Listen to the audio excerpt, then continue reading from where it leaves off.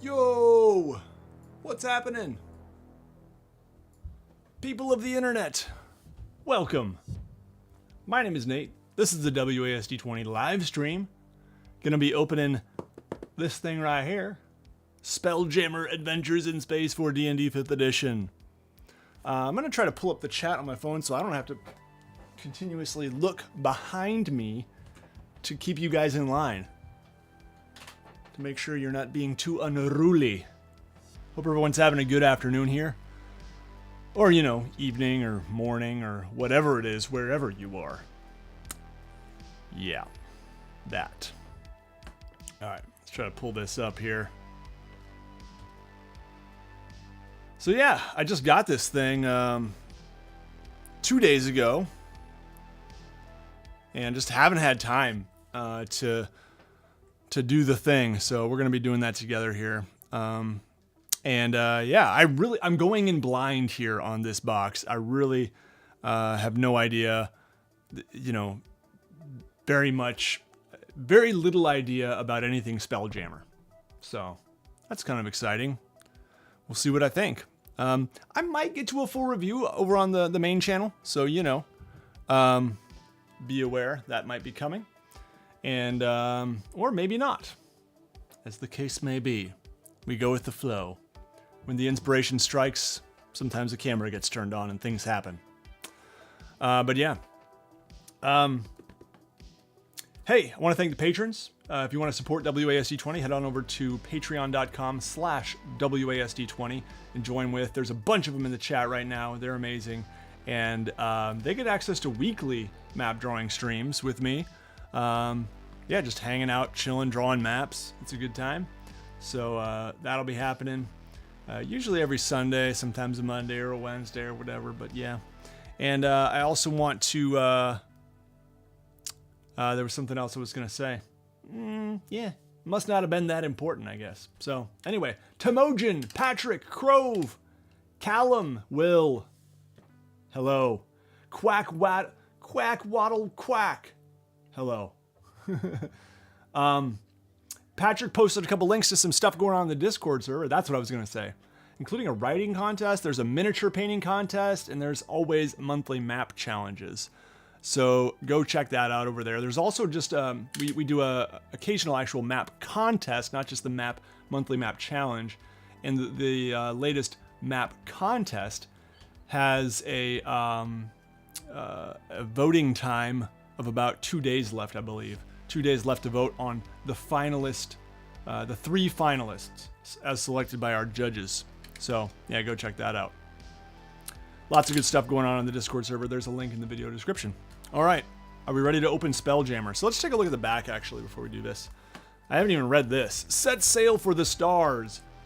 Home of the stars and gateway to the heavens, the astral plane teems with excitement and possibility. With the help of magic known as spelljamming, you can cross the oceans of wild space, ply the silvery void known as the Astral Sea, and hop between worlds of the Dungeons and Dragons multiverse. Oh, so you can just, you know, head over to Forgotten Realms, Faerun, or Dark Sun, or Greyhawk, or any of them. Spelljammer Adventures in Space contains everything a DM needs to run adventures and campaigns set in the starlit realms of wild space and the Astral Sea, as well as new options for players who want to create characters at home in this fantastic setting. So, it all sounds pretty decent. Let's see. Yeah, 64-page hardcover book, The Astral Adventurers Guide. We've got Boo's Astral Menagerie, which is, I assume, like their monster manual. And we've got, or a bestiary type thing. We've got The Light of Xerixis, a 64-page hardcover adventure. Oh, okay, that's cool. Didn't actually know it came with an adventure. I kind of assumed it probably would, but it's like a separate book. We also get a double-sided poster map and a sturdy 4-panel DM screen. Well, sturdy, I'll be the judge of that. Let's take our knife and open this thing up here. Gently, carefully. Ah, yes. Let me know if the music's too loud at all. Or if you can't hear it at all, I'll turn it up a little bit. Hey, Drew Story, what's up? Ed Prince in the house. Hey, Ed, good to see you. Temojin, what's up? All right. Here it is. So I got this on Amazon. Looks like my box got a little bit, like, you know, just a minor crease right there. Nothing major. I've had much worse, we'll say that, from D&D books that have been shipped to me. Very minor little, you know, fell on this side at some point. Yeah, but so far looking pretty good. Let me get out of studio mode here so I can, there we go. A thrilling space-based adventure game. Okay, so this sheet of paper here that was on the back comes right off. The retail price on this is $69.99. And I think I purchased it on Amazon for $61.99 maybe. So it was like a slight discount when I pre-ordered it. However, then it went down in price to $41.99. $41.99. So that's like almost $30 off the cover price. So that's the power of Amazon, I guess. Although, you know, I love to support my friendly local game shop in the busyness of life, and especially this time of year when I'm just starting school. I'm a teacher. It's like, I don't know if I'm gonna be able to get out to the game shop, so let's just pre-order this thing, and that way I also don't forget. Can pre-order it at my game shop, which is probably what I should have done, but it's hard to argue with. That's the thing. I'm all for supporting friendly local game shops. When it comes to $69.99 versus $69.99 versus $41.99. I'm sorry, that's tough. That's a tough pill to swallow. I'm gonna go support my FLGS and spend $30 more. Anyway, there's some real talk for you. So here it is. This is the DM screen. Let's look at that first. It's definitely sturdy. Okay, it's definitely sturdy. It's definitely like a, oh man, I gotta get the chat back going here. Let me see if I can do this. Okay. Okay. There we go. Got the chat. Wendy G says, we picked up our copy today, alternate cover, and we love it. I think you'll like the variety of playable races, the bestiary, and the ship plans. Nice. Mine came in the same way from Amazon. Yep. Okay. Sweet. So, yeah, it's definitely sturdy and exactly comparable to the other DM screens that you can buy separately. Not the ones that come in, like, well, the one, I guess, that comes in the Essentials kit, which is flimsy. Still, like, a cool inclusion to have one at all. I'll say that. I think the Essentials kit is great, and I like the DM screen, actually, quite a bit. But this is the real deal, like the kind you would buy separately for $15 or whatever, probably. I like the little, you know, metallic dragon ampersand there. That's a cool touch. I do dig it. I don't have a very good camera angle to show you the whole thing here, but we'll just take a look. So I'm wondering how much like D&D basics is on here and how much it is, you know, like we assume you've played D&D and here's some Spelljammer stuff. I'm assuming by the look of it, it's more of the, we assume you've played D&D and here's some Spelljammer stuff. We do have this setting of DC, okay? Skills and associated abilities. But other than that, so far on these two panels, I'm not seeing much by way of D&D basics, okay? I feel like my camera is a little dim. Let me see if I can turn up the exposure here. I don't know if I can. Maybe I need to turn my lighting up.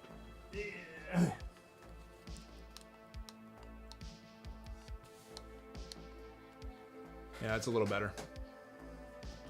I got a new camera setup going today, so now I'm probably like, woo, washed out. Whatever. Main thing is you see the goods. That's what we care about most.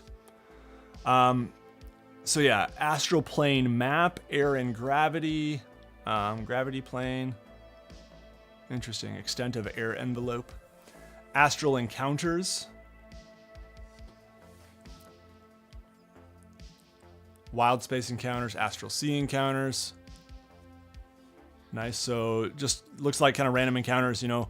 And that, you know, when we talk about like wilderness travel, which space is wilderness, you know, I think it's good to have some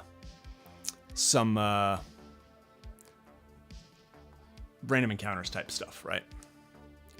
Okay, ship encounters. So yeah, I mean, much of the first two, the middle two panels are actually,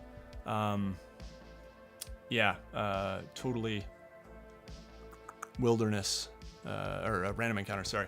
Okay, let's see. Oh yeah, the camera grid. Thanks for pointing that out, guys. Let me see if I can get rid of that. I'm gonna try something here. This might block out the camera for a minute. Boop. The grid is new.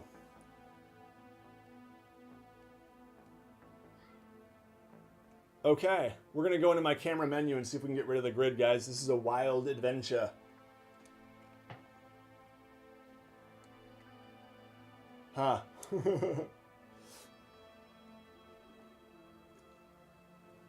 Yeah, this is the technical difficulties you often get with me going live with a new setup for the first time.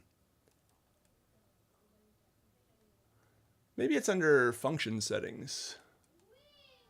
You think? No, okay, not there. And display level settings. Mode guide.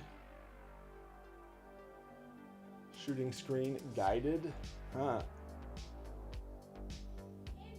No, I don't know. I'm sorry, guys. I'm gonna have to...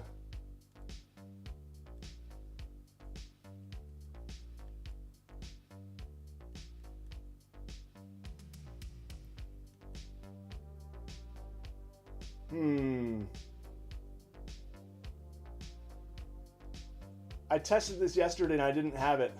There it is, grid display. Off. Okay, cool. Hey, we figured it out. All right. Sorry about that, y'all. Glad we got it figured out here. All right. You know what? I wonder if it was there yesterday, like you're saying, Timogen. And I just didn't see it, maybe. I don't know. Anyway, I'm glad to not be giving you the crotch shot anymore now that I'm seated. So, yeah. All right. So yeah, random encounters, good for a setting like this, it seems, where you're doing lots of space travel. That's my impression on that. Shipboard tasks. All right. Interesting. Shipboard tasks, ship quirks, ship cargo. Let's see the ship quirks. The ship's companions are smaller than those found in most other similar vessels. Okay, so this is like, you know, if you're treating the ship like a character, it's almost like NPC characteristics, right? So that's kind of cool. All right, cheap cargo. So this is maybe like loot that you would find in the ships, I'm guessing. To randomly determine what's in the cargo hold of a Spelljammer ship. Yeah, I guess loot is one way to look at it. That's kind of assuming we have obliterated these fools and now we're taking their stuff, which is what D&D is about, and I would hope that wouldn't change in space. That's my thought on that. Let's look at the art. I'm being facetious, guys. Lovely metal, like armored whale, armored space whale. I'm sure there are names for these things. I do not know them. I love that Spelljammer does seem to have like it's like sea and space. You got the ships, you got like marine life, like jellyfish type things and whale type things. And you've also got these insect type things there. We've got our tower being like, I don't know, disintegrating. Got some hero type people here. And we've got, a big space insect sort of thing with a guy riding on a fish. looks like semi-human, very skinny. Almost looks like a golem with white long hair. Yeah. Those of you who know Spelljammer are probably recognizing lots of things. I'm not. I do know one thing, Spelljammer. Space hamster. Speaking of space hamster, there's Minsk and Boo. Which is which though, guys? I don't remember. Excuse me. I don't actually know them. So this is a collection of space-dwelling creatures. We've got the Light of Xerxes. Xerxes. We'll look up the pronunciation in that. Hopefully they have a guide. Looks like a lot like a Red Wizard of Thay, actually. Only in space. And so this is a rollicking space adventure, guys. And then we've got the world's greatest... the world's greatest role-playing game. Nope, that's their claim. Spacefaring rules, ships, and character options. Okay, so this is like the core book. This is your core rule book for Spelljammer sort of thing. Setting guide, all that stuff. Now, I'll comment on the color or the quality of the books here. I really like the matte finish. Most D&D books are glossy. I like the matte. I think I like it better than the glossy. We got our little Spelljammer logo here. And then it's just, I'll say it's weird to be holding a hardcover D&D book that is so thin. That's really weird. It just feels odd. And it was an interesting choice to go with hardcover when they're already coming in this, hard box over here. And they are, yeah, I don't know. And they're so small. 64 pages, I believe. Let's check it out. Ooh, there's a map. Yep, 64 pages. Here's the map. I don't know if I want to tear out the map right now, just because that's a delicate process. And, yeah. I assume we'll get some pictures of the map. And it's hard to show on stream anyway, because my camera angle just doesn't give us a great view. Sorry. Yeah, let's flip through this thing a bit. We're not going to read the whole thing, obviously, because we'd be here till tomorrow. Astral Adventurer's Guide. Yeah, there's that alternate cover. It's got the rhino thing. I don't remember what they're called. Yeah. That cover is a strange shot. It is a little bit. It looks like a nautiloid ship, and it's like you're not seeing the whole thing. We can combine it with the back and then ruin the spine. That's a little better, but it's still kind of weird that it's like, yeah, going off screen there. It also just looks a little bit like, and I have this complaint about most of the D&D 5e covers, just a little bit like low def. That's not the right word, but like you can see the digital brush strokes. This one's awesome. I love this cover. Yeah, it's just cool. I like the colors. I think it's high quality. You get a lot of detail there. It's not really an action shot or anything. And this one is just neon explosion. I have no complaints, other than maybe like Minsk or Boo looks a little too tranquil. Yeah, that's my only complaint about that one. He looks a little too tranquil, sitting on the back of that beast.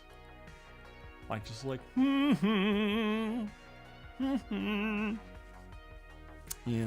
I don't know. Yes, hippo, thank you.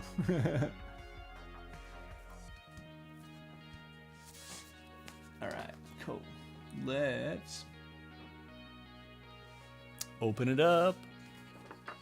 Here, I'm gonna move this wire here. Get that wire out of my face. All right, so let's just look at the contents. We're not going to look at the whole thing, but the table of contents. Intro, Vast Oceans of Adventure on page 4. Character options look like they go page 6 to 15. There are two new backgrounds. And then 6 new races. And then I'm assuming, therefore, the classes would be unchanged. from core D&D 5th edition rules. All right. Chapter 2, Astral Adventuring. Oh, we didn't read the disclaimer. Disclaimer. Space sickness is a common malady that primarily affects world huggers. Before embarking on a wild space voyage, consult your local apothecary for a suitable remedy such as a box of crackers, a perfume-soaked handkerchief, or a mop. Okay. You know, it's not my favorite disclaimer, but it's clever.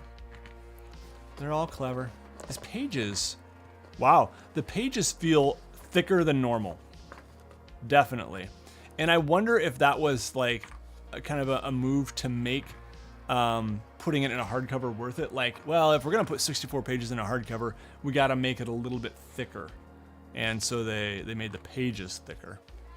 I could be wrong on that, but I'm like 99% sure. I'm like 84% sure that these are thicker pages. I'm going to check a book though. Let's verify.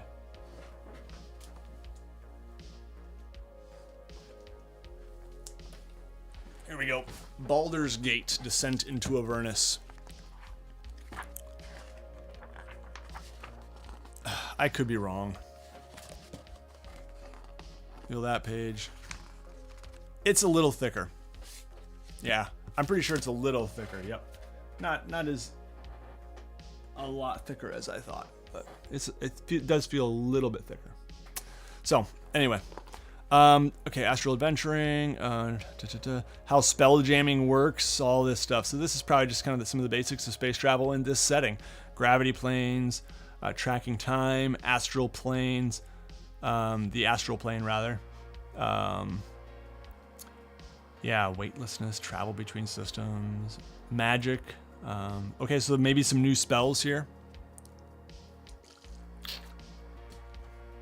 Got my athlete's water bottle here because opening nerd products is hard work.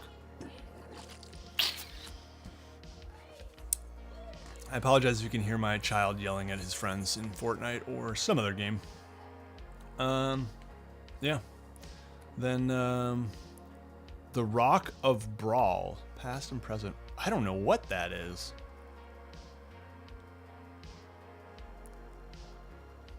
Yeah, well, let's flip through it a little bit. Oh, wow. So, I don't, based on my initial impressions, even before opening the box, I'm not sure Spelljammer is for me. But I will say, I love some of this art. Like the blues and the pinks and the purples are really doing it for me. Yep. I do love some of this art. Wild Spacer.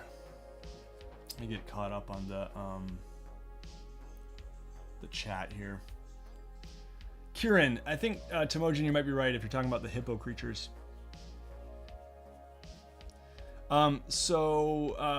Will, yes, that is one of them ships that Fizwick nuked. That is a Nautiloid ship, if that's what you're talking about. Yeah, the one on the cover. Yep, the one on the cover is a Nautiloid ship. Pretty sure.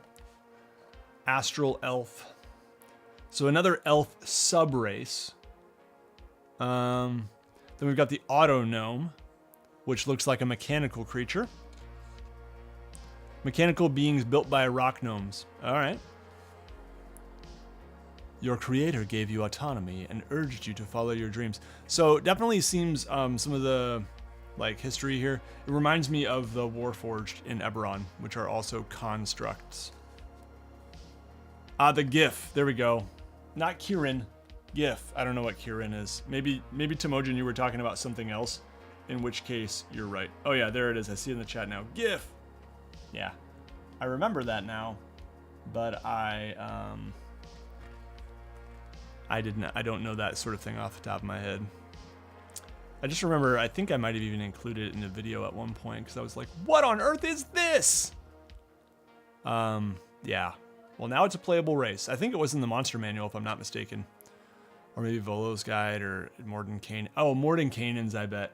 Yeah. So the GIF. The GIF are tall, broad-shouldered folk with hippo-like features. Some have smooth skin, while others have short bristles on their faces and the tops of their heads. As beings of impressive size and unforgettable appearance, GIF are noticed wherever they go. I'm going to tell my kids to quiet down, please. A minute. Hey, guys. If you can't be quieter, Caleb, you too. If you can't be quieter, you're going to have to go upstairs, okay? Thank you.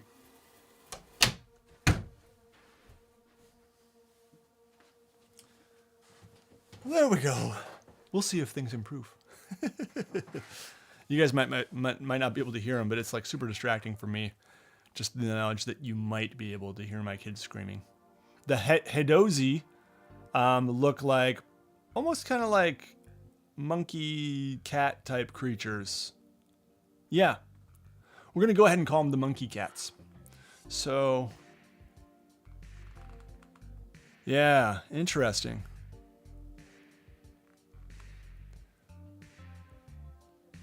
In addition to being natural climbers, Hedozis have feet that are dexterous as their hands. Membranes of their skin hang loosely from their arms and legs. When stretched taut, these membranes enable Hedozis to glide. Sweet! Hedozis wrap these wings around themselves to keep warm. That is so cool. I love that they can both glide and they can. Oh, sorry. And they can. There we go. Turn the volume down. They can glide. They can wrap them around themselves. Yeah. Keeping warm. All that good stuff. So, yeah, I like the Hedozi. That's kind of cool. A Plasmoid. Okay, so you can be a slime thing. Huh. Initially, much less interesting to me, but I could see a skilled player doing really well with that. Doing, like, yeah, just pulling that off really well and that being a lot of fun. Amorphous beings with no typical shape. So, there you go. Thrykeen. I gotta say, overall, initial impressions, these are a little more out there than I was expecting. But I can respect it. I can appreciate it.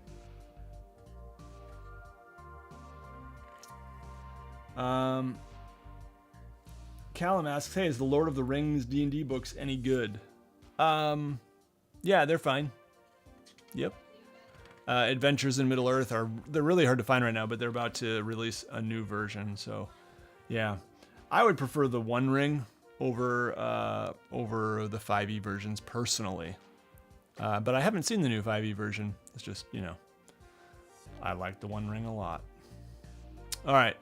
We got a beholder here. We got some ship combat. Oh, this guy's shooting some spell at that beholder. A hammerhead ship collides with a tyrant ship in the Astral Sea. Nice.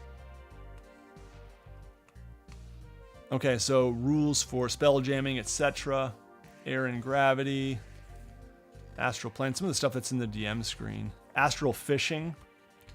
Magic items. Fish suit. Here's a map of a typical ship. Oh, a bombard. Okay, so there's different types of these ships. I see. Got spell jamming. Well, bombard. Got the damselfly ship. Nice. It looks like a dragonfly kind of thing. We've got a flying fish ship. Yeah. We've got a hammerhead ship. Got a lamprey ship. Got a living ship. Druids, rangers, clerics devoted to gods of nature are often found aboard living ships. So it's maybe like the wood is actually alive or something, you know, with nature. That's cool. I like that. A nautiloid. There we go. Built and used by mind flayers, nautiloids are designed exclusively for space travel. They can't float on water, nor can they land safely on the ground. Okay, there you go. Nice. Night Spider. So yeah, I mean, you've got armor class, hit points, the cost. What is this? The cost is 50 gold pieces, or is it's 50 gold pieces for a ballista? Probably for a ballista, I'm guessing. Oh, I see. 4 ballistae. Gotcha. This is for 4 ballistae. Got it. All right. The cost of the ship is 50,000 gold pieces. Okay. There we go.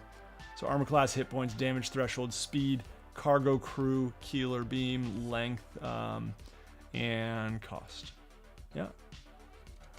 All right. So that's the information they have about all these. And then they got some information about, these are, I guess, things you could add, right? Yeah. So...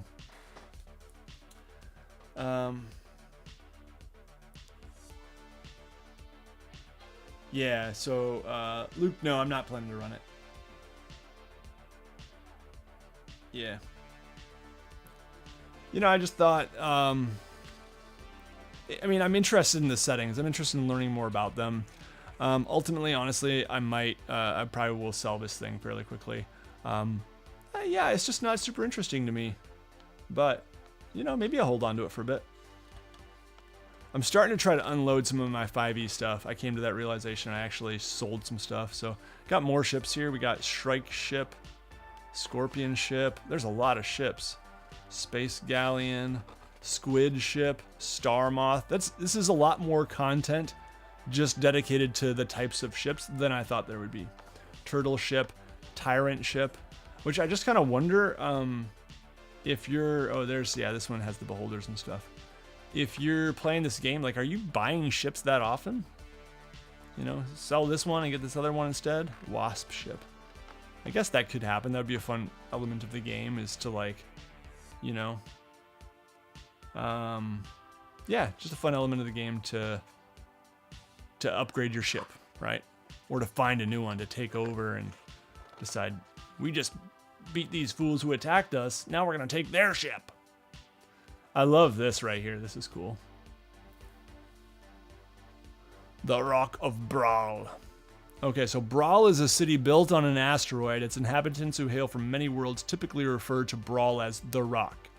There is no other place quite like it in wild space. This chapter provides an overview of the asteroid city, which can serve as a hub for campaigns set in wild space. Nice. So kind of a hub. You could use the city of Brawl, you know, a place where they restock and, you know, follow up on leads and get new quests, I assume, stuff like that. Who's who? Getting your bearings. So yeah, this is just kind of a little mini setting guide for the different parts of the city, different locations within each part. And then we get a map here, and the map, I'm assuming, yeah, on one side it's the Rock of Brawl, and on the other side, oh, I can't open it up without tearing it out, so that's cool. I appreciate that.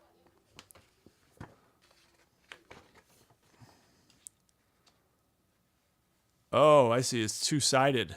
Both sides of the Rock of Brawl. Okay. So yeah, on the underside, it looks like crops and nature and things of that variety. Yeah. Let's go back and look at the map a second. Sell my D&D books. No, in the words of Gollum. Yeah.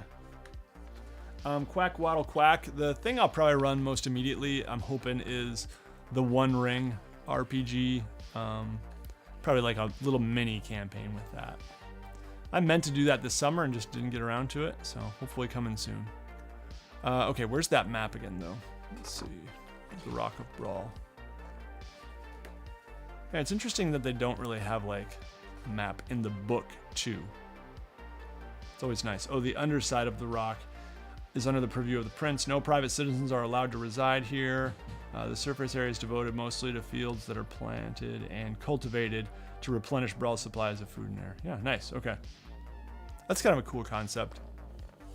All right, that is the first of the 3 books. Let's just get some other ones. Let's look at the menagerie next. Boo's Ancestral Menagerie. Or Astral, not Ancestral. But, yeah.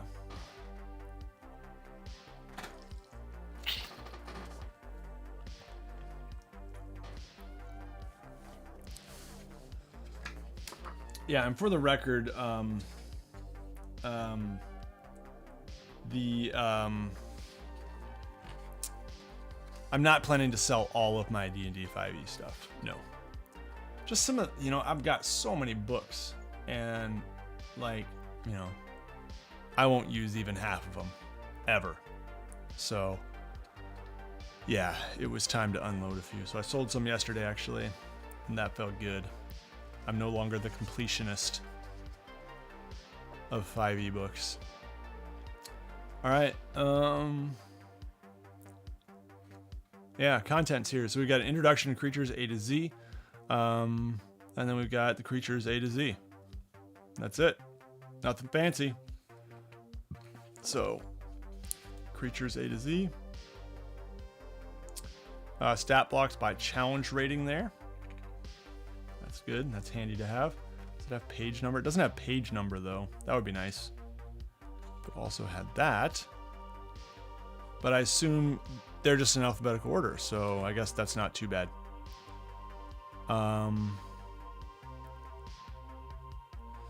Maybe not quite, because lunar dragons, then you've got, well, yeah, maybe. Anyway, let's keep looking here. Boo the space hamster. Okay, so Minsk is the dude. There's Minsk. Boo is the creature.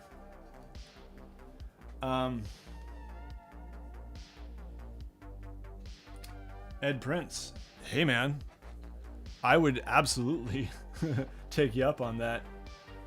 Yeah, if you're wanting to write some music for the stream, dude. Yeah, I will maybe wait until I'm like actually got the first game on the calendar before you commit yourself to lots of time, unless you just want to do it anyway. Because I'm like 95% sure I'm going to be running the One Ring. But there's that 1 in 20 chance that like you would make this music for me that I wouldn't use on. I would still use it though. No, I'd still use it on other things. It doesn't have to be a Lord of the Rings game because that music is fantastic.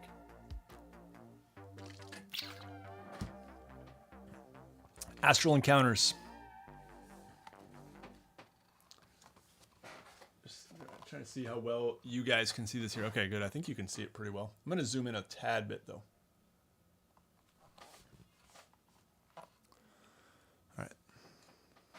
I wonder if I can turn up the exposure a little too.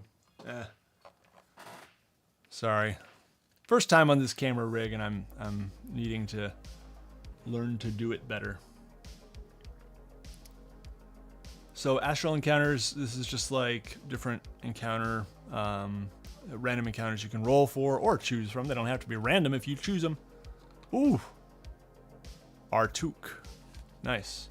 Astral Elves. Nice. So there's, it's a playable race, but they also come with some kind of stat blocks for common. Same with the auto gnomes. That's cool. A Braxat. Looks like a big Triceratops type thing. That's cool. Brog. Barog. There we go. Barog. Looks like a four-armed giant sort of thing. Chewinga. That's what that is. Oh, I know Chewingas from Icewind Dale. I didn't use them in my Icewind Dale campaign, I don't think. Yeah, I kind of wish I had in hindsight.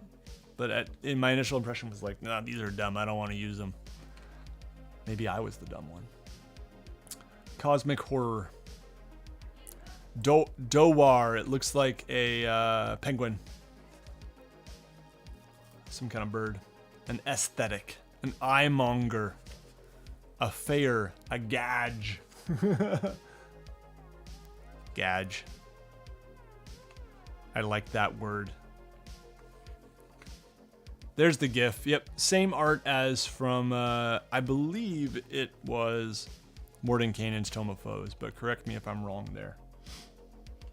Yeah. A GIF Shock Trooper, GIF Warlord. And then we get to the GIF. GIF Yankee, that is.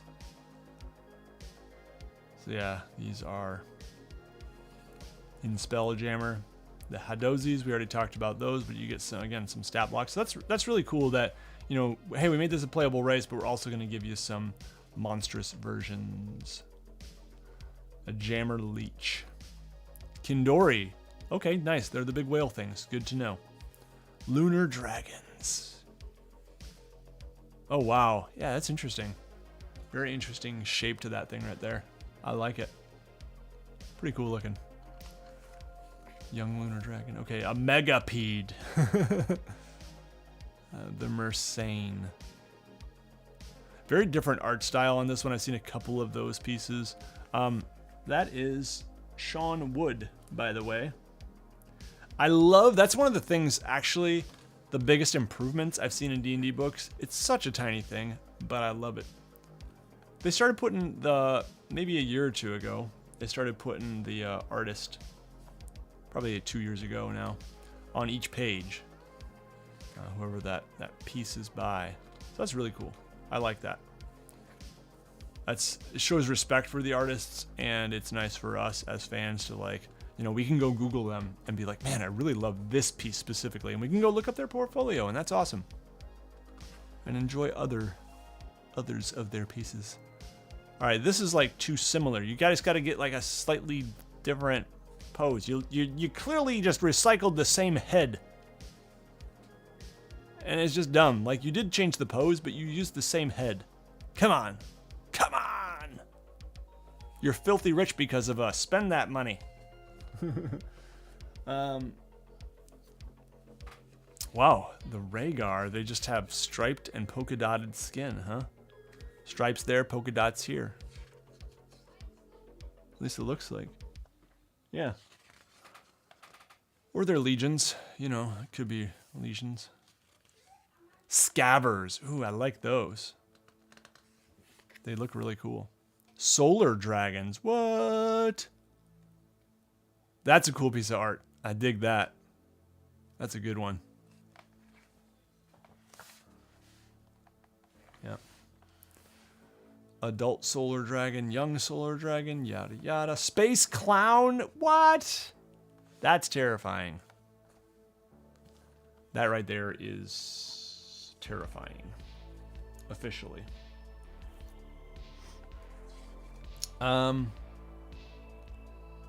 It's a medium fiend, appropriate. Chaotic evil, also appropriate. Challenge rating 2. When the clown, dying burst. When the clown drops to 0 hit points, it pops like a balloon, releasing a splash of putrid, corrosive ichor. Each creature within 5 feet of the clown when it bursts make a DC 12 dexterity saving throw, taking 10 acid damage on a failed save or half as much on a successful one. I love it. The clown wears shoes that squeak when it walks. The squeaking can be heard out to a range of 30 feet. The squeaking is silenced while the clown's phantasmal form is in effect. Huh. Nice. Sorry, yawning. Been a long day. Space eel. Space guppy. Give us all the space things. Next, space catfish, please. Can I get a space? No. But there are a lot of space things here. It's funny. It's an alphabetical order, and then you just get like, we're going to get a few pages that are just like space this, space that, space this, space that. So, of course, the giant space hamster. And then you got your normal space hamster. Yep. That's one of those famous ones. Kind of like the GIF that, like, yeah, people know about that one. The giant space hamster. Space Mollymock. Space swine. It's like an armored flying boar. And then we've got our Suran. Suran are lizard folk who have adapted to life in arid climates and in wild space. You can use the wizard folk stat blocks in the monster manual to represent them in addition to the variants described below. Nice. That's cool. Starlight Apparition. Wow. Yeah, looks tough. Thrykeen. So now we get the Thrykeen. These are bug folk. Carnivores with insectile features and 2 pairs of arms. Vampirates. That is excellent. I didn't know those were a thing. And I approve of the mashup of those 2 words. Vampire and pirate. To not do so, now that I know that exists, to not do so, to not match those 2 words together would be a crying shame. And the Zodar. We just looked through every page of that book, guys. Well done. We are awesome. Boo's Astral Menagerie. Yeah. Seems like a decent book. How many pages? Let's look that up. 64. Wow, they really honed in on that number. Every book must be 64 pages. Let's check if this one is too.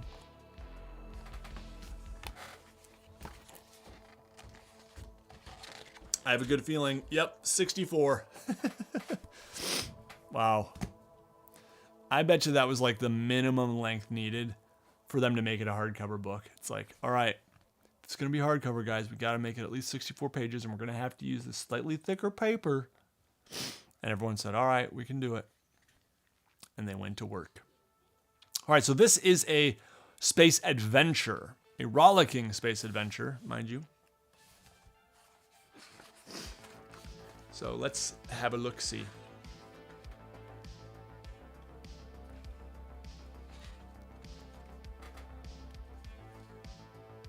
Light of Xerxes.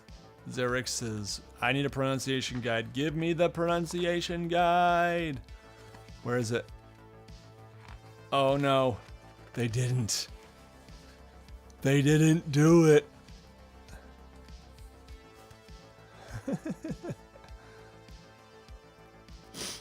Man, most D&D adventures nowadays do have a pronunciation guide. Maybe I'm just missing it. Possible. All right. So an introduction, Wild Space awaits. Yeah, there will be spoilers here. I mean, not because I know anything about the adventure, but because I'm going to be flipping through it. All right. So adventure summary. I'm curious what levels this covers here. Sometimes that's on the back. Light of Xerxes is a Dungeons & Dragons adventure designed for characters of levels 5 through 8. Okay. DMs can use this adventure as a standalone experience or to launch a Spelljammer campaign. So, cool idea. I mean, this idea that you could actually take an existing adventure that, you know, hey, my players made it to level 5. Now let's head out into space. Could be kind of a fun thing to do.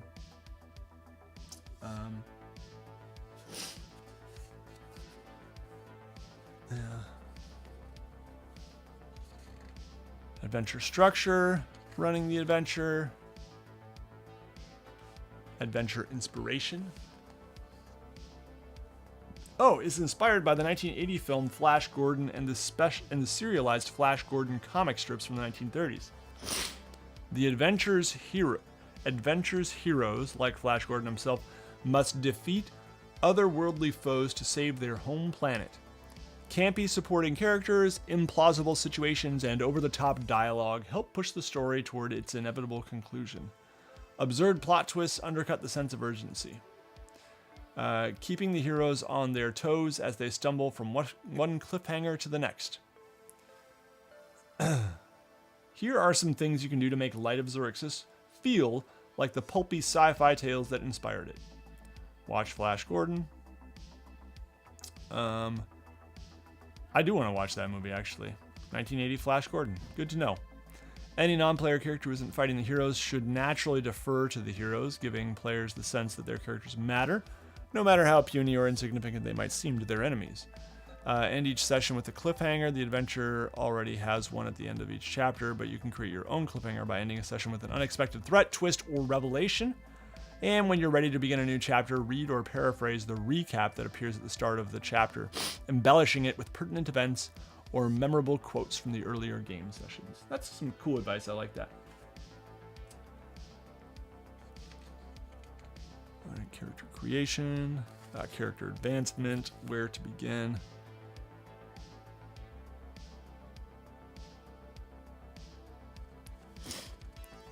It would be nice to have a few more, and maybe this is in here and I'm just not reading it carefully enough, but seems like it would be nice to have some more like adventure hooks, like tips on connecting your characters to the adventure, and maybe you get that too in the backgrounds. But there's only 2 new backgrounds here, so I don't know. It seems like a missed opportunity a little bit. This seems like a new thing. This is an interesting design choice. The whole part 1, Written right there. Astral Rain.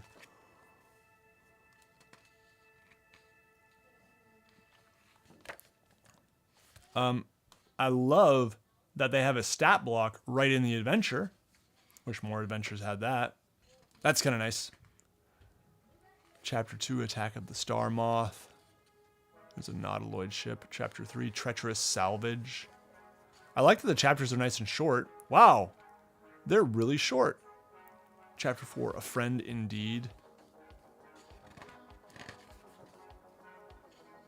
Yeah, that's actually kind of cool because it makes it more like they said, it makes it more possible to end on that cliffhanger if they're giving you that.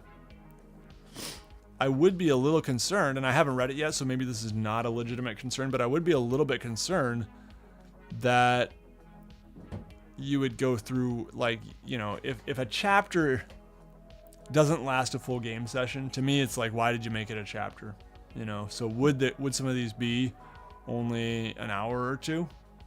Because to me that would be kind of a bummer. And again, I have no idea. Maybe that's not a problem at all. All right, now we start with Chapter 7, Part 3. So it's actually, oh, I see. I misunderstood. So this is not just Chapter 1. It is Part 1, and Part 1 contains a couple chapters or whatever. Okay. Yeah.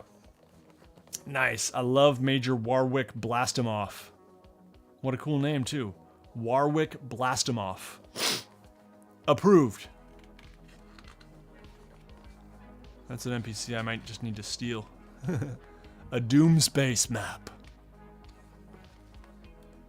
Chapter 8, Arena. Like, look at that. That's really, really short. Oh, it's not. Never mind. So, yeah, Chapter 7 is 1, 2, 3, 4, 5 pages. So that's not bad. I could see that being a full session. Chapter 8, 1, 2, 3, 4. And it's got, like, an actual, you know, dungeon. It's not a dungeon, but it's a base map. Anyway. Yep. So I can definitely see that being taking a full session. Chapter 9, Discord and Diplomacy. Born to be Kings. Oh, you guys are going nuts here. I've never, yeah, I don't know much about Flash Gordon. I feel like I remember my dad talking about Flash Gordon growing up. But anyway. Alliance and Doomspace. Assemble the fleet! Ooh, that's a cool piece of art right there. That's gorgeous. I like that. Chapter 10, Space Invaders. Good title. And then Zarixa Space. Imperial Citadel. Chapter 11, Crowning Moment at the Temple of Light. So yeah, impressions, like, hey, yeah, I have no idea. It looks fine. Oh, I like this. The end. Super short conclusion here. I think it might be nice to have a longer conclusion, but maybe that's fine. But yeah, it's an interesting choice to have such short chapters, and I wonder if they are like specifically designed like little mini quests, or, you know, each one is intended to last one session. If so, and that seems possible, you've got 12 chapters, so that'd be 12 sessions. Wouldn't surprise me, but hard to say on my cursory view of it here. So that's it. Now I have to admit, I didn't understand that this was like just the books in the DM screen. When it came in a box, and I didn't look very carefully at it, like I said, I came in really blind to this whole thing. I kind of thought when it came in a box that it would be like one of the starter set sort of boxes, and that it would come with some dice or some pawns or something like that. Maybe some cards, right? But, you know, ultimately it's fine that it didn't. You get 3 books and a DM screen. So, yeah, I mean, it seems like a good package. The fact that I got this for $41.99 on Amazon, like, that seems like a really good value for what you're getting here. You know, a complete kind of new campaign setting, a new twist on D&D. It's still, yeah, this is not sci-fi. This is still, you're still going to have dragons and swords and magic and orcs and, lizard folk and all that stuff. It's putting a twist on it. It's in space. So you've got some new things like space travel and ship combat and stuff like that. So, yeah. So all in all, as a complete tourist to Spelljammer and someone who knows very little, this seems like a decent package if that setting and stuff inspires you and looks interesting to you. But yeah, unfortunately, I just can't comment too much more on it as someone who is not familiar with Spelljammer. And honestly, I said it before, I'm not that interested in Spelljammer. I was interested enough to pre-order it and to be like, yeah, I want to have a look and I want to give my viewers a look, but not interested enough where I would think about running a campaign in Spelljammer at this point. So that's where I'm at. Seems like a cool package. I'm not totally sure Spelljammer is for me. Honestly, that's the way I feel about a lot of the D&D books lately. Oh, that's cool. Seems like a nice thing. I'm just less interested than previously in most of the stuff coming out. I saw, for a Treasure Planet. Okay, I'll check that one out too. Yeah, you're right. It's more of a slipcase, Patrick, not a box set so much.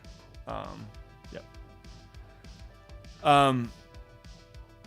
I think it was maybe, who was it? It was Callum who asked about the Fizzband's Treasury of Dragons. That's another one that's like, I haven't given a decent look. I meant to do a review of that one. That one is more interesting to me because it is, it's just like, hey, everyone loves dragons, right? After all, we play Dungeons and Dragons. Do you want more information about dragons? More lore and story hooks and some new types of dragons and new abilities and whatnot?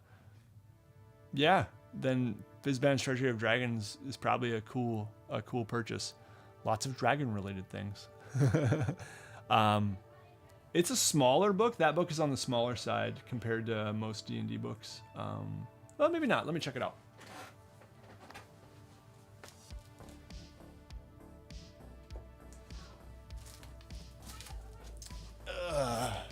Yeah, it just feels a little smaller for sure. 200 and anyway, maybe 20-ish pages. Yeah, 220 something.